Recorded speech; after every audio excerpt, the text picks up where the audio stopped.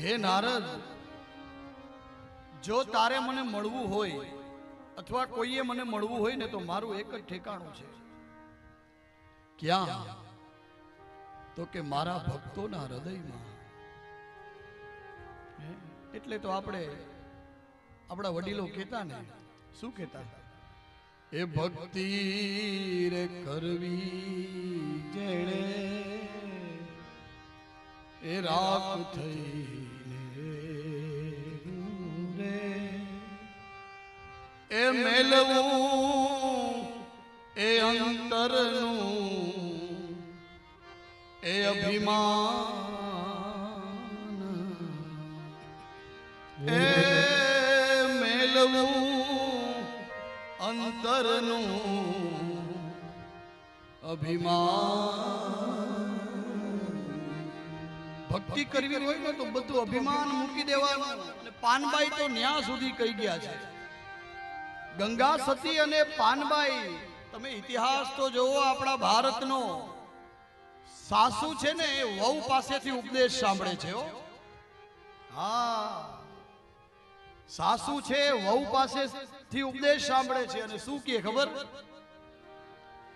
કુપાત્રની આગળ કોઈ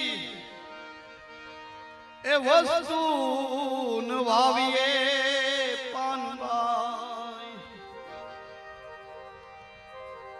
એ કુપાત્રની આગળ એ વસ્તુ વાવીએ એ સમજીને રેવું એમાં એ ચૂપ. પણ આવીને ધનો એ ધનો કરે મોટો, પણ ભલે હોય મોટો. ગમે મોટો ભૂપ રાજા કેમ ન હોય, ધનનો ઢગલો કરી દે, પણ પછી એની પાસે કઈ વાવવું નહીં હો. આપણે ગામડા ગામની કહેવત છે, વાંદરાના હાથમાં બંદૂક ન અપાય. એ ગમે ત્યાં ફોડે. ખબર છે ને તમને? કહેવત છે, હાસ્ય કલાકારો કહે ને કે વાંદરો હોય ને, વાંદરો એના હાથમાં બંદૂક આપો તો એ ગમે ત્યાં ફોડે. એટલે તો કીધું છે કે કુપાત્રની આગળ ગમે ત્યાં કોઈ વસ્તુ વવાય નહીં. પાત્ર જોવાય, પાત્ર જોવાય, પાત્ર જોઈને પીરસવું. એટલે ભગવાને કીધું કે જો મને મળવું હોય ને તો મારું એક જ સ્થાન છે. મદભક્તા યત્ર ગાયંતી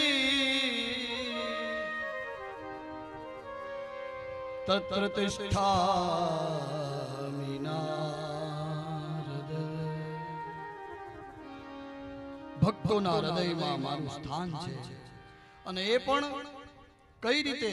તો કે મન દ્વારા હૃદયમાં. આપણી કથા આવશે સરસ મજાની. ભગવાન કૃષ્ણનો જન્મ થશે ને ત્યારે કેવી કથા તમને ખબર છે? ભગવાન કૃષ્ણ, બાલ કૃષ્ણ પેલા વસુદેવજીના મનમાં આવ્યા છે ને મન દ્વારા હૃદયમાં આવ્યા છે. વિદ્વાન પુરુષો એવું કહે છે કે આને કઈ ભક્તિ કહેવાય? તો કે માનસી ભક્તિ કહેવાય.